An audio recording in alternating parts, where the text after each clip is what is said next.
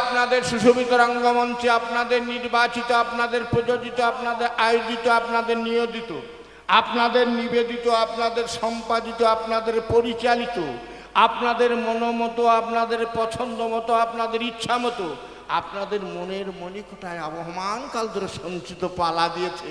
একদিকে ব্রাহ্মণ, অপরদিকে বৈষ্ণব। আজ পালা ভালো জমবে।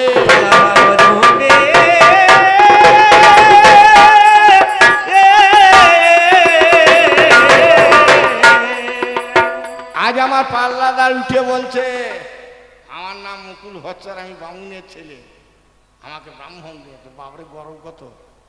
তাহলে আমাকে বৈষ্ণব দিলে কেন? মাননীয় শ্রী সমাজ, আমি যখন চান করি তখন আমার গলায় মালা দেখেছি, এই মালাটা আমার এখনকার পড়ালো, আমার গলায় মালা দেখে আমাকে বৈষ্ণবে দিয়েছে। আগে ব্রাহ্মণ আর ওই বৈষ্ণবে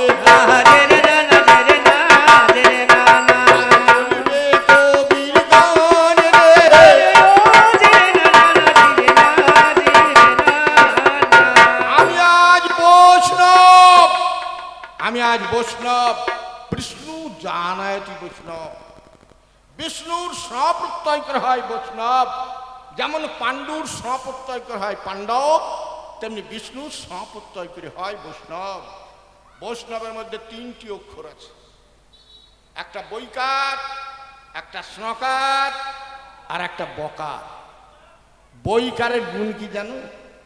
বৈকারে বৈদিকাদি ক্রিয়াযস্য মিথ্যা বাক্য বিবর্জন, দয়া ক্ষমা সদাযস্য বৈকার তস্য লক্ষণম, স্নকারে শরণং কীর্তনং চৈব বন্দনাঞ্চ সদা শুচি, হরিনাম সদা যুক্তং সংস্য তস্য লক্ষণম, বকারে বহিরঙ্গ সদা ত্যাগী কৃষ্ণ ভক্তস্য সঙ্গকাম, হরিনাম সদা যুক্তং বকার তস্য লক্ষণম। বিষ্ণু জানাতি বৈষ্ণব। আমি আজ সেই বৈষ্ণব। বলছে তোমরা চার ভাগ হলে কেন? তোমাদের বৈষ্ণব কোথা থেকে এলো আমার কাছে বসে বসে শুনে যাও।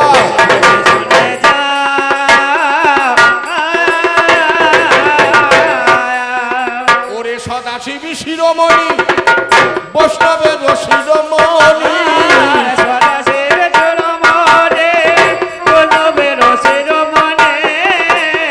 বৈষ্ণবে ভাবিনি যার ঘরে,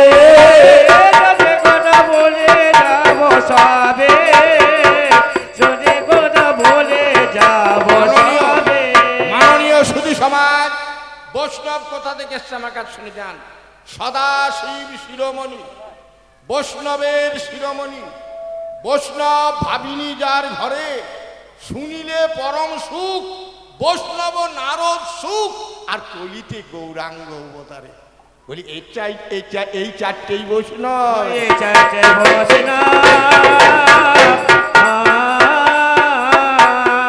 আবার আমাদের বাউলে বলে বৈষ্ণব আছে চারটি, আউল, বাউল, সাঁই, দরবেশ।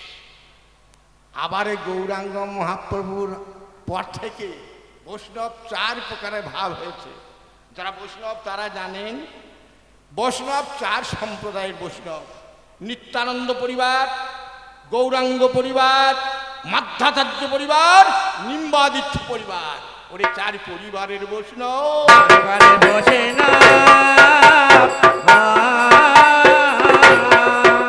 আজ আমার কাছে শুনে যাও হে পরিবারের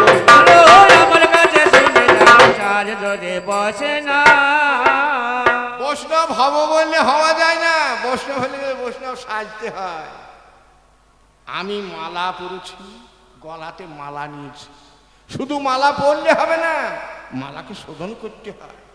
মানে মা ধাতুর উদ্দিষ্ট লাদন হরিবল্লভে ভক্তবেষ্ট সমস্তেন মালা নিগদ্য, সেই মালা সিদ্ধি হল। এইবার ললাটে কেশবায় নমঃ, হৃষিকেশায় নমঃ, দামোদরায় নমঃ, পদ্মনাভায় নমঃ, ত্রিবক্রায় নমঃ, দ্বাদশ সঙ্গে তিলক কাটতে হয়। বলছে 18টা জায়গা আছে, তা তুমি 12টা জায়গায় মারলে কেন? হে 18 মোকামেতে লোক মারে না, দ্বাদশ গোপালের নামে তিলক মারতে হয়। তুমি জানো না তা বলো না, বলো না।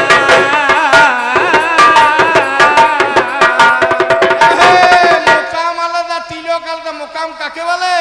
ওরে চূড়া মধ্যে চূড়ামণি ব্রহ্মপাশের স্থিতি, পাঠ মধ্যে মহাবিষ্ণু করে নবসতী, চক্ষু মধ্যে কালা চাঁদ করিতেছে ধ্যান, নাসিকাতে নিত্যানন্দ মধু করে পান, কর্ণেতে চৈতন্য গোসাই হইয়ে সাবধান, মুখেতে ভদ্রাক্ষ বসি 32 গান, আলদিও হাই সরস্বতী বামে পেশি রাম, কণ্ঠদেশে শেখা নাই বাহুতে বলরাম।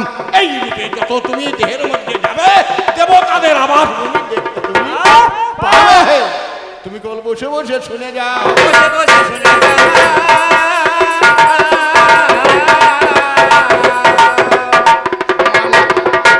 মালা পরা হলো, তিলক কাটা হলো, মা তবুও বৈষ্ণব হবে না। চতুর্দশ মুষ্টি পরিমাণ একটি কৌপিন নিতে হয়, যে কৌপিনে প্রণাম করতে হয়। প্রণাম মন্ত্র আছে, কৌপিন পৃথিবীশ্চৈব অনন্ত ডোরকং তথা বহির্বাস স্বয়ং শম্ভ নরনারায়ণ হরি।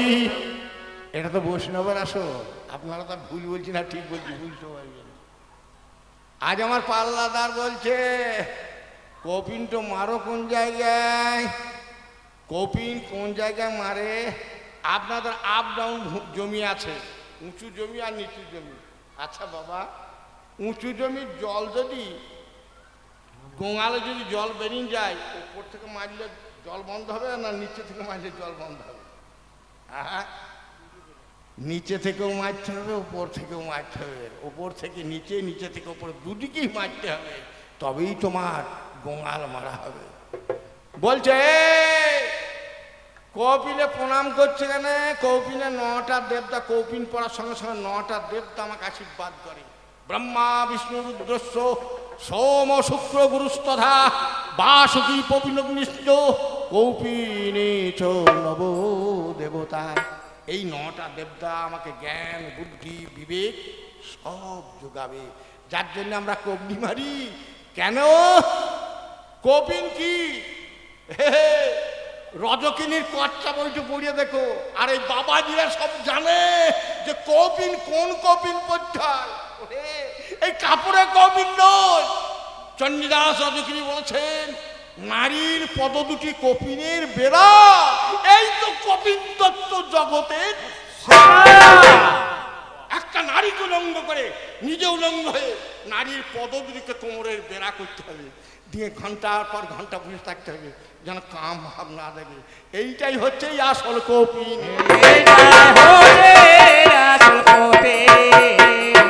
আমার জানে যত ভাই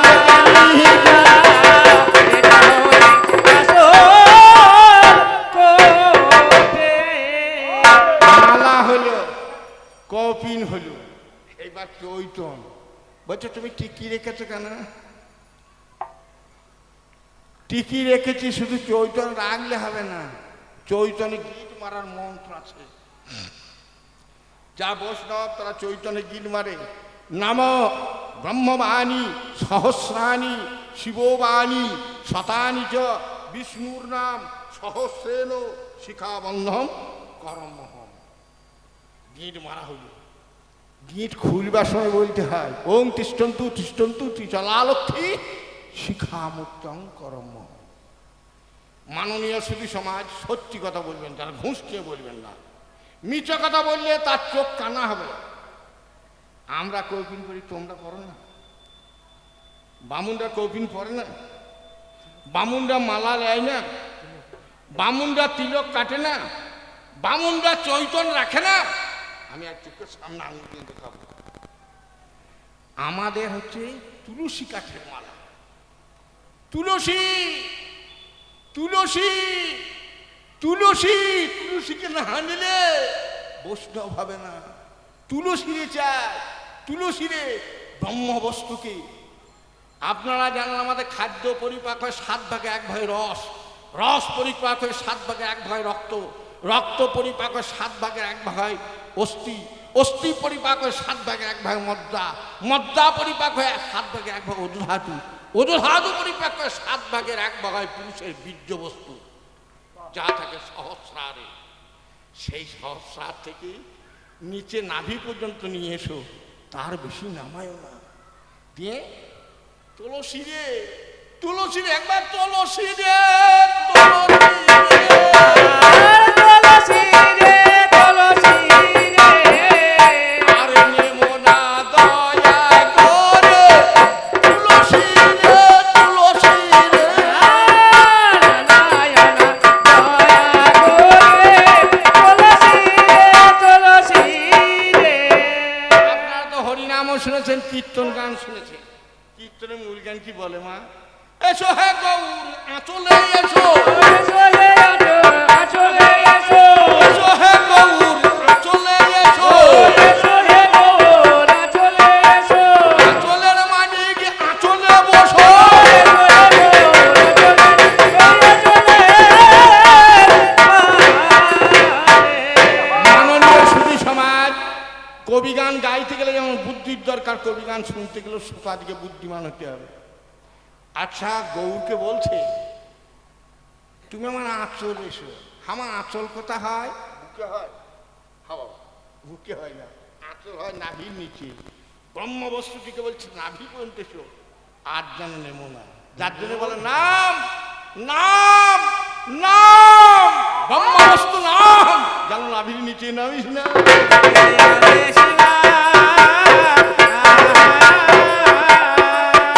শরীরের মধ্যে যেটা শ্বেত বস্তু, যেটা সাদা, সেইটার নাম হচ্ছে গৌরাঙ্গ।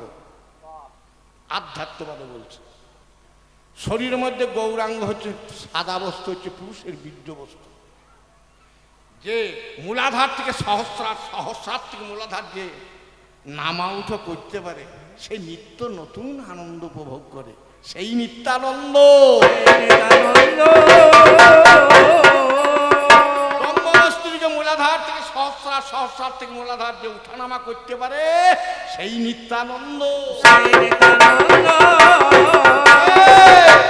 নিত্য নিত্য পায় আনন্দ। মাননীয় সুধী সমাজ, সত্যিকারের কথা, সত্যি কথা বলতে আমি বাবাকেও ভয় করি না।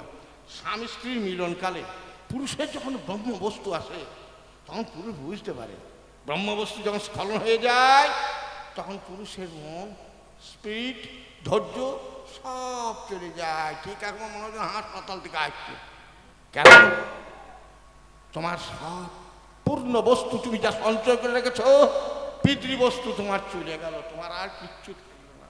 ওরে বৈষ্ণব হওয়ার চারটিখানি কথা নয়, ওই ব্রহ্মবস্তুটিকে ধরে রাখতে হবে।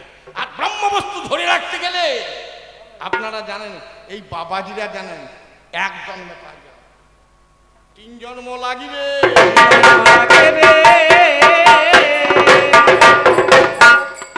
আপনারা মনে করছেন এই একবার জন্ম নিয়েছি, আবার একবার মরবো, আবার জন্ম নেবো, আবার মরবো। 3 জন্ম দেওয়ার কেন বাবা রাখার? মাননীয় সুধী সমাজ, এইটুকু জীবনের মধ্যে 3টে জন্ম ভরা আছে। কি বলুন তো? আমাদের প্রথম জন্ম হয় রে পিতার ঔরসে, দ্বিতীয়বার জন্ম হয় ব্রাহ্মণের পরশে, তৃতীয়বার জন্ম হয় রে বৈষ্ণবের ঠাঁই। এই 3 বার জন্ম ছাড়া কোনো নিষ্ঠা। প্রথম জন্ম হয় পিতার ঔরসে, একবার জন্ম হল। দ্বিতীয়বার জন্ম হয় ব্রাহ্মণের পরশে, কুলগুরু ব্রাহ্মণ যখন ডান কানে যখন দীক্ষা মন্ত্র দিল, 2 বার জন্ম হল। 3 বার জন্ম হয় যখন শিক্ষা মন্ত্র লি বৈষ্ণবের কাছে। 3 জন্ম ছাড়া ভগবত কৃপার বৈষ্ণব হওয়া যায় না। আর বামুন হইতে গেলে 4 জন্ম চাই রে।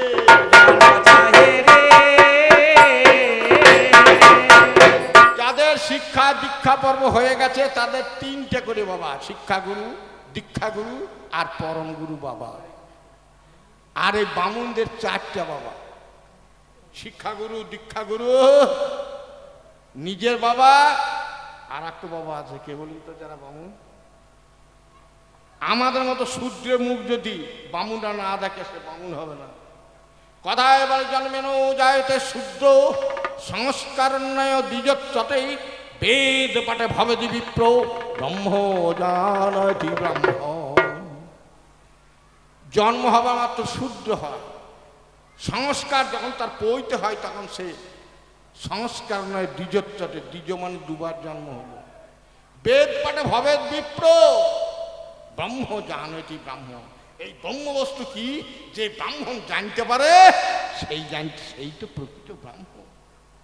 আর সূর্যের মুখ না দেখলে কিরে আমার দ্বারা কেউ ব্রাহ্মণ আছে, যদি পৈতালার পর যদি ভিক্ষা বাবা না দেখিস, হয় চাষা নাই সাধ্য, কারো মুখ দেখতে হবে, ভিক্ষা বাবা হতে হবে, নচেত বামুনদের পৈতালা সার্থক হবে না।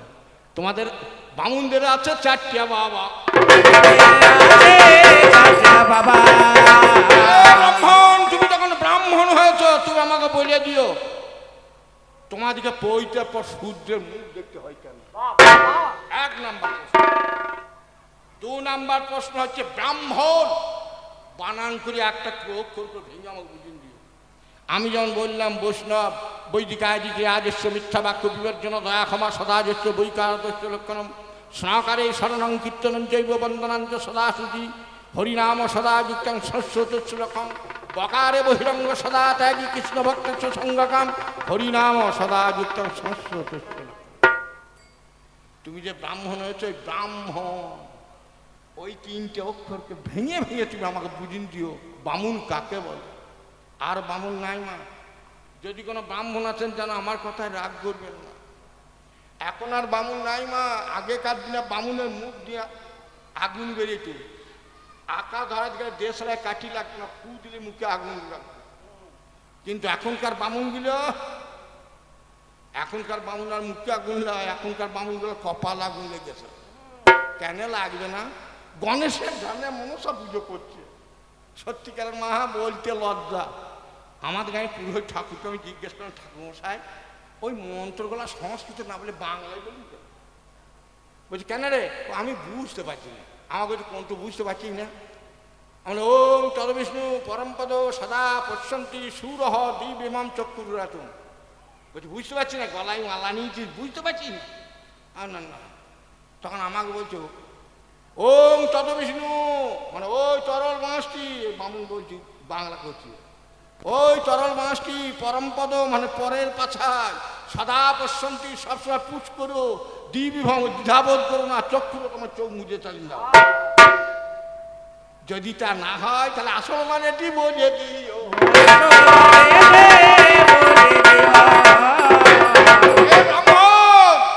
আমরা যে মালা পেয়েছি, এই মালা কোথা থেকে এলো? আপনারা জানেন 7টি নক্ষত্র আছে 27টি। 7টি নক্ষত্রের জল এত তীব্র, যদি মানুষের মাথায় পরে বজ্রাঘাতে মৃত্যু হয়। যদি জলে 7টি নক্ষত্রে 1 ফোঁটা জল যদি পুকুরের জলে পড়ে তো মুক্তা তৈরি হয়।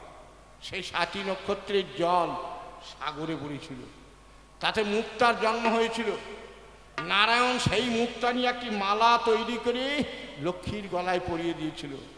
তুলসী বলছে আমাকে একটি মুক্তার মালা দাও।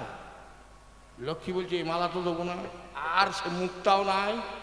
তখন নারায়ণ বলেছিল লক্ষ্মী তুমি ভেবো না, তোমার ওই অঙ্গেতে হবে মালার জন্ম।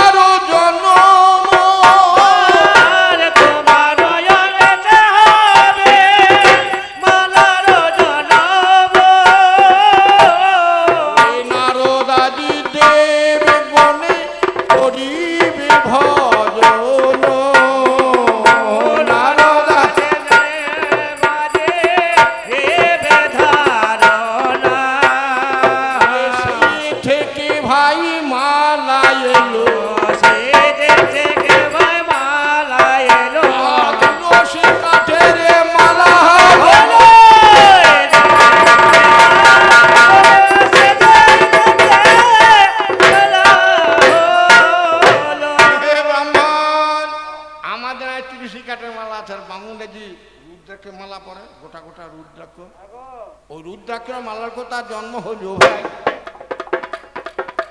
সত্যিকারের বলিও দেখি, বলিও তো আমায়।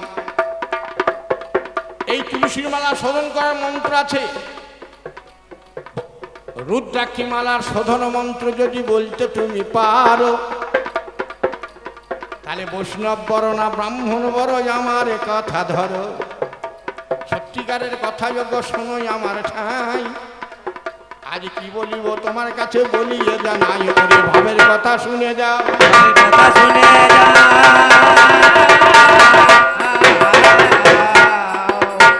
আমি তোমার ভাবে ভাবে বলিয়ে যাই, ভাবের কথা শুনে যাও।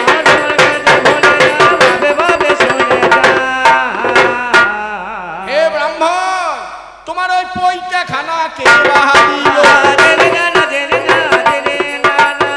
প্রথমে পৈতাকে পরিল, ওরে পৈতার সুতো কোন জনা কাটিল। প্রথম পৈতা কে পড়ল, পৈতার সুতো কে কাটলো, পৈতাতে গমছাটা গিঁট কে দিল, পৈতাতে কটা সুতো লাগে, পৈতার শেষে একটা চাবি ঝোলা থাকে। বামুন করলাম ঠাকুমশাই তালা আছে, বুঝছেন না, বাক্স আছে, বুঝছেন না, তার তালা বাক্স না, চাবি কিসের? হ্যাঁ, ওই চাবিটি কিসের জন্য বলে দিও। আজ আমার কাছে আজ খুলে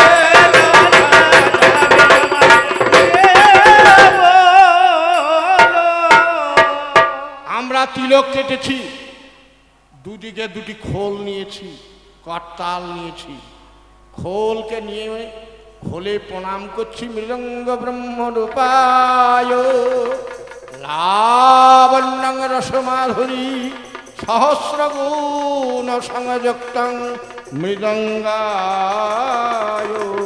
নমো নমঃ। এইবার বৈষ্ণবরা কি করে বলে, খুলে দে খোলের কাপড়, 16 তাল 32 চাপড়। খোলে দে খোলের কাপড়, 16 তাল 32 চাপড়। খুলে দে খোলের কাপড়, 16 তাল 32 চাপড়। খোলে দে খোলের কাপড়, 16 তাল 32 চাপড়। খোলের এক দিকটা সরু আছে, ডান দিকটা, বাঁ দিকটা মোটা, বামা মোটা আর ডানটা সরু। ডানে প্রথমে চাপড় দেয়, কিটি টাং খিটি টাং। এর মতন এক ভদ্রলোক এখন মনে করছে, বলছে চিড়িয়ান, চিড়িয়ান আমি দিয়েছি। বাঁয়ে বলছে দেব দই, দেব দই। শুধু চিড়িয়া দিলে হবে না, দই দে। যেই দই নামিন দিয়েছে তখন বলছে গুড় গুড় গুড় গুড় গুড় গুড় গুড় গুড়। বলছে গুড় দে। আবার খঞ্জনি নিয়ে মাঝিরা বলছে মাকি চুকি মাকি চুকি। মাননীয় সুধী সমাজ, এর বিরাট অর্থ। চিড়িয়ান, চিড়িয়ান ওরে ধানে চিড়িয়াল। হনুমান বুক চিনে যেমন রাম সীতাকে নিয়েছিল, তেমনি বৈষ্ণবরা বলছে একবারই হৃদয়ে চিনি আন্না দেখি। হরি বল ভাই মুখে,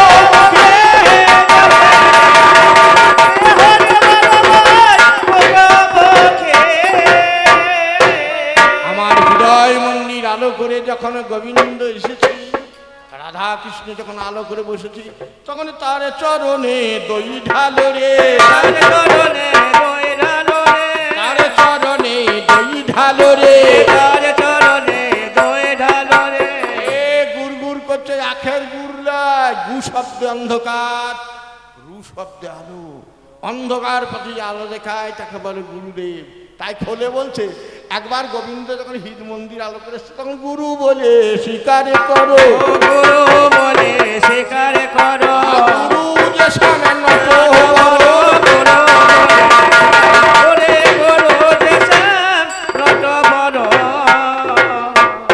এইবার খঞ্জনী বলে মাখি চুকি মাখি চুকি, চিড়িয়া মাখাইতে পারে না। ভক্ত আর ভগবানের হোক না একবারে মাখা মাখি, হোক না একবার মাখামাখি।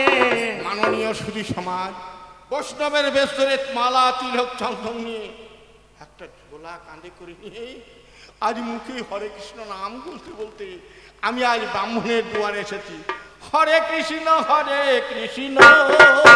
কৃষ্ণ কৃষ্ণ হরে হরে, হরে রাম রাম রাম হরে হরে। হরে কৃষ্ণ কৃষ্ণ কৃষ্ণ হরে হরে, হরে রাম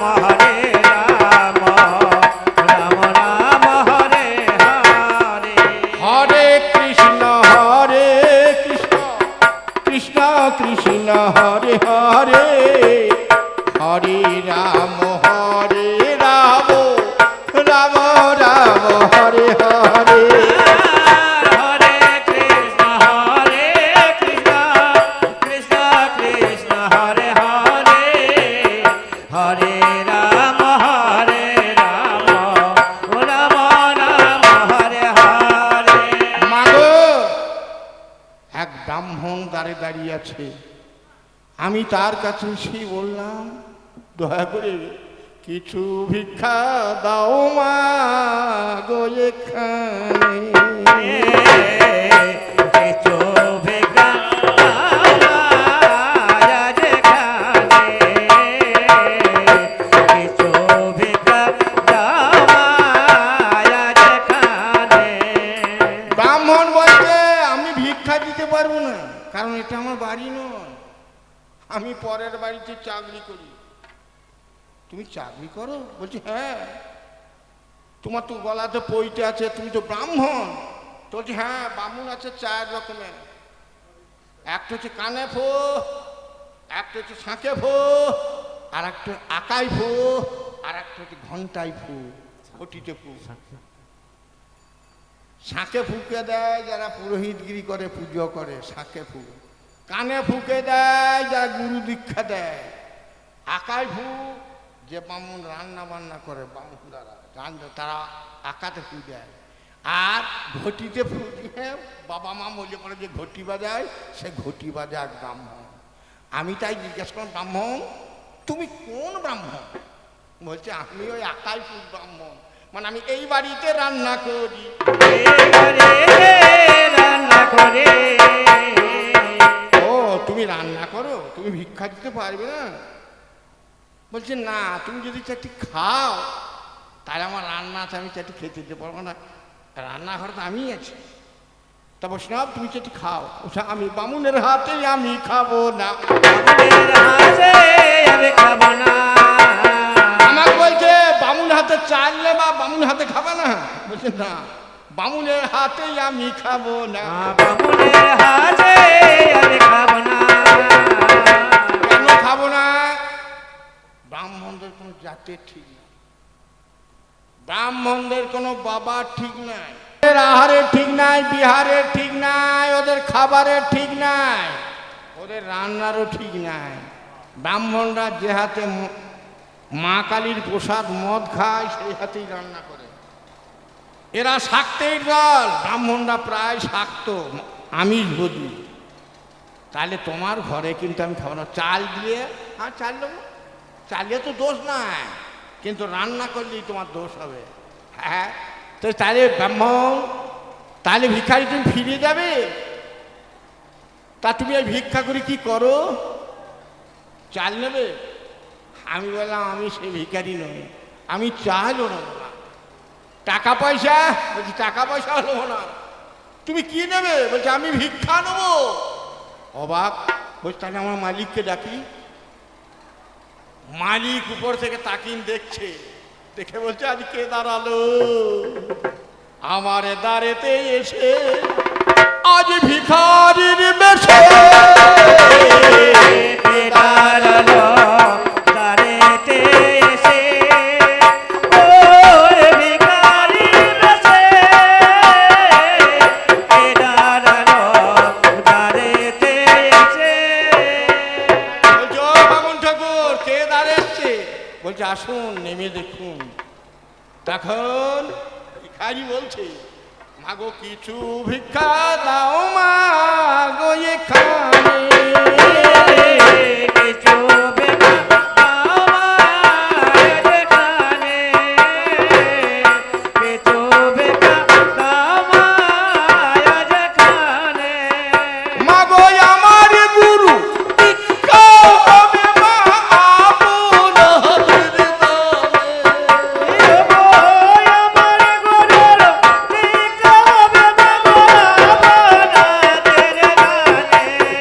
মাগো আমার গুরু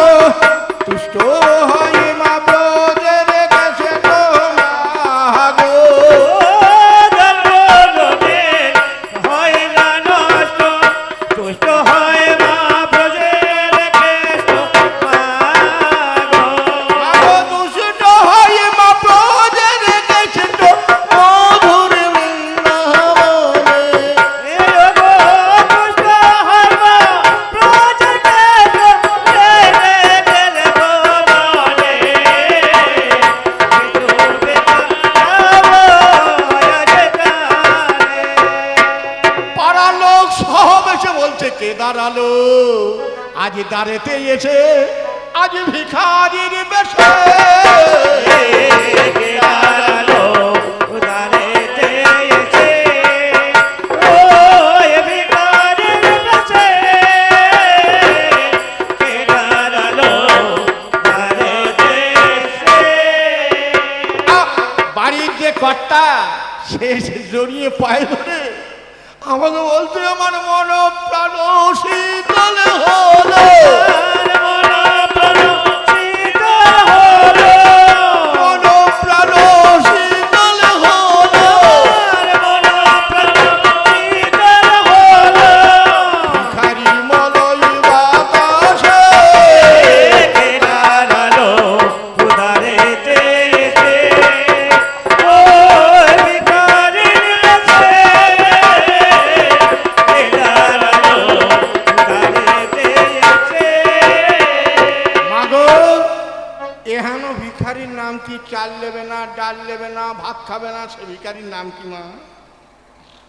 বৈষ্ণব তত্ত্ব যদি যান, আপনারা জানেন গৌরাঙ্গম মহাপ্রভু কাটোয়ায় যখন কেশব ভারতীর কাছে দীক্ষা নিয়ে যখন সন্ন্যাস অবলম্বন করে, তখন পৃথিবীতে যত গ্রাম আছে সব গ্রামে হরিনাম প্রচার করে বেরোলেন।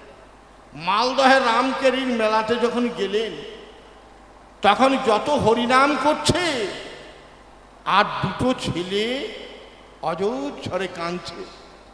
গৌরাঙ্গ মহাপ্রভু তাদেরকে বুকে করে ধরে বলতে, আরে তোদের বাড়ি কোথায়? বলছে আমাদের বাড়ি পূর্ব বাংলায় বরিশাল জেলায় বাগলা চক্র গ্রামে। এখানে বলছে কি করব বাবাজি, আমরা পেটের দায়ে এখানে এসেছি। ও ভিক্ষা করিস? বলছে না, আমি চাকরি করি। বলছি কোথায়? রাজা হোসেন সাহেব দরবারে। তোর নাম কি রে? বলছি আমি কোন নাম তো বলবো, আমার তো মা বাবা নাম রেখেছিল, আমার নাম সন্তোষ রায়, আমার বাবার নাম কুমার রায়, আর আমার ভাইয়ের নাম হচ্ছে বল্লভ রায়। আবার হোসেন সাহেব রাজ দরবারে যখন আমরা চাকরি করতে যাই, তখন মুসলমানি নাম রেখেছিল, আমার একজনের নাম দাবির খাঁ, একজনের নাম সাকর মল্লিক। কারণ মুসলমানের নাম রাখলে আমাকে দারোয়ান রাখবে না। বলছে আরে তাহলে তুই হরিনাম করি? বলছি হ্যাঁ, আমি 12 ঘন্টা ডিউটি করি আর 12 ঘন্টায় আমি হরিনাম করি। হরিনাম করে। মহাপ্রভু তখন বলছে, আরে তোর দীক্ষা হয়েছে? বলছি না, আমার দীক্ষা শিক্ষা কিছুই হয়নি। তো যে তোকে আজ এই মালদহের রামকেরির মেলাতে বকুলতলায় তোকে আমি দীক্ষা দেবো আমি। মহাপ্রভু বলছে দীক্ষা তো দেবেই নি, কিন্তু আমার গুরু দক্ষিণা দেওয়ার পয়সা নাই। তোকে পয়সা লাগবে না। কানে কানে দীক্ষা দিয়ে দিলেন। দিব জোরে, তোর নাম, তোদের দু ভাইয়ের নাম আর সন্তোষ রায় বল্লভ ভাই নয়, দুই ভাইয়ের নাম দাবির খাঁ সাকর মল্লিক নয়। আজ আমি মহাপ্রভু তোদের নাম দিলাম, একজনের নাম রূপ গোসাই আর একজনের নাম সনাতন গোসাই। বলছে প্রভু আপনার এই ঋণ কবে শোধ করব? বলছে এক কাজ করো, তুমি বৃন্দাবনে যেও। আপনারা সবাই জানেন মুসলমানদের অত্যাচারে বৃন্দাবন ভেঙে তছনছ করে দিয়েছে। বৃন্দাবন বন জঙ্গলে পরিপূর্ণ হচ্ছে, রাধাকুণ্ড শ্যামকুণ্ড কিচ্ছুই দেখা যায় না, সব জঙ্গলে পরিপূর্ণ। রাধা মাধবের মন্দির ছিল 7 তলা। রাজস্থানের রাজা মানসিংহ মন্দিরটি তৈরি করেছিলেন। মন্দিরের উপর একটা প্রদীপ জ্বলত, তখন তো ইলেকট্রিক ছিল না। মন্দিরের ধ্বজার উপরে 7 তলার উপর একটা প্রদীপ জ্বলত, 50 কেজি প্রতি রাতে ঘি লাগতো, আর গোটা বৃন্দাবন আলোকিত হতো। দিল্লির বাদশাহ তখন ছিল শাহজাহান। শাহজাহান বলছে ও তার ছেলেকে বলছে ঔরঙ্গজেব, তো কি বাবা, আরে এত ছটা আমাদের তাজমহলের গায়ে পড়ছে কোথাকার রে? তো যে বৃন্দাবনে রাধা বল্লভের মন্দির। বলছে মন্দিরটি ভেঙে দে। সেই মন্দির শাহজাহান ঔরঙ্গজেবকে দিয়ে মন্দিরের 3 তলা ভেঙে দিয়েছিল, 7 তলা ভাঙতে পারেনি। মানসিংহ বুঝতে পারলে রাতে রাতে এসে রাধা গোবিন্দ মন্দির মূর্তিটাকে নিয়ে চলে গিয়ে রাজস্থানের জয়পুরে আবার পুনরায় মন্দির তৈরি করলো রাজস্থানের রাজা মানসিংহ। এইবার গৌরাঙ্গ মহাপ্রভু বলছে রূপ গোসাই তোমাদের দু ভাইকে বলছি রূপ সনাতন, তোমরা বৃন্দাবনে যাবে, বৃন্দাবন সংস্কার করবে, রাধা বল্লভের মন্দির আবার পুনঃপ্রতিষ্ঠা করে রাধা গোবিন্দর মূর্তি আবার স্থাপন করে আবার পুনর্নির্মাণ করে বৃন্দাবন। একটা সত্য, দুটো সত্য, তোমাকে এমন একটা বই লিখতে হবে যে বইটা কোনো বৈষ্ণব পড়লে পরে যেন চোখে জল পড়ে। রূপ গোসাই বই লিখেছিলেন উজ্জ্বল নীলমণি, যে পড়বে তার চোখ দিয়ে জল বেরোবে। আর ওই যে মহাপ্রভু বলছে গুরুদক্ষিণার জন্যে মন্দির প্রতিষ্ঠা করতে হবে, সেই মন্দির তৈরি করার জন্যে দাঁড়ে দাঁড়ে ভিক্ষা করি।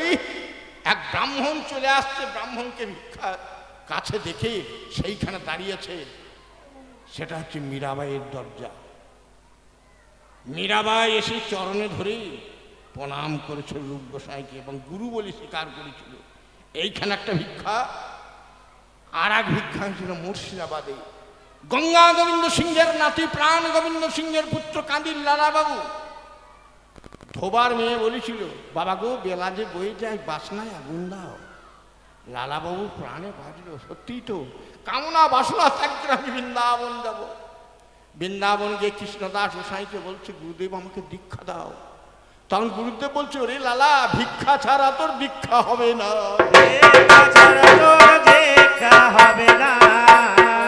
তখন লালা বাবু মালা তিলক চন্দন পরেছে, রাজবেশ ছেড়ে দিয়ে রাস্তা দিয়ে কাঁধে ছোলা নিয়ে চলে যাচ্ছে।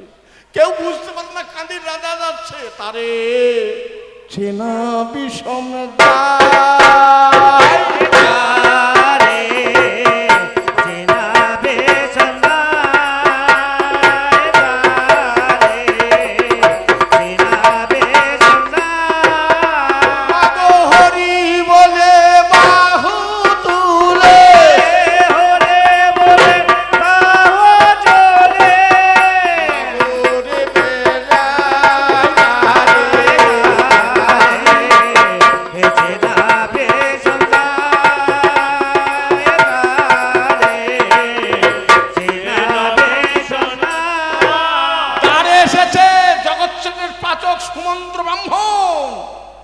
ব্রাহ্মণ বলছে, তাহলে আমার তো ভিক্ষা দেওয়ার ক্ষমতা না, খেয়ে দেবে।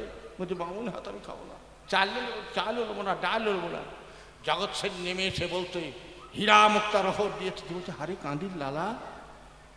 জগৎ সেনের সঙ্গে লালাবাবু মাসে 7টা করে মামলা হয়তো, সব মামলায় লালাবাবু হেরে যেত। মনে করছে মামলা করতে করতে ভিকারি হয়ে গেছে। থালা ভর্তি সোনা রূপা হীরা দানা নিয়ে এসে বলছে, লাও ভাই ভিক্ষা। লালাবাবু কাঞ্চার বলছে, ভিক্ষা নেবো না। টাকা লাও না, চাল লাও না, এখানে তাহলে ভোজন করবো, বলছি আমি খাবো না। আমার হাতে হাত দিয়ে একবার জগৎ সেন তুমি বলো, আমি তোকে ভিক্ষা দিলাম, তোকে প্রেম ভিক্ষা দিলাম, তোমাকে করুণা ভিক্ষা দিলাম, একবার হরি হরি হরি বল। জগৎ সেন বুকে করে পড়ে নয়ন জলে ভাসতে ভাসতে বলছে, ওরে লালা, তোর সঙ্গে আমিও যাবো। দুজনে একসঙ্গে গিয়ে ভিক্ষা করে করে, দুজনে ভিক্ষা করে একই গুরুর কাছে দুজনে কৃষ্ণ মন্ত্রের দীক্ষা নিল, বৈষ্ণব হলো। লালাবাবু বলছে, আমার ভিক্ষার পয়সা কি হবে? তো বলছে, একটা মন্দির তৈরি কর। আপনারা যদি কোনো ভাগ্যবান বৃন্দাবনে যান, কাঁদির লালাবাবুর মদনমোহন মন্দির আছে। জগৎ সেন বলছে, আমি ভিক্ষা করে নিচ্ছি, এ পয়সা। বলছে, ওরে জগৎ সেন, ওই মদনমোহন মন্দিরের সামনে আপনারা দেখবেন দুটো সোনার তাল গাছ আছে, ওই দুটো জগৎ সেটে করেছে।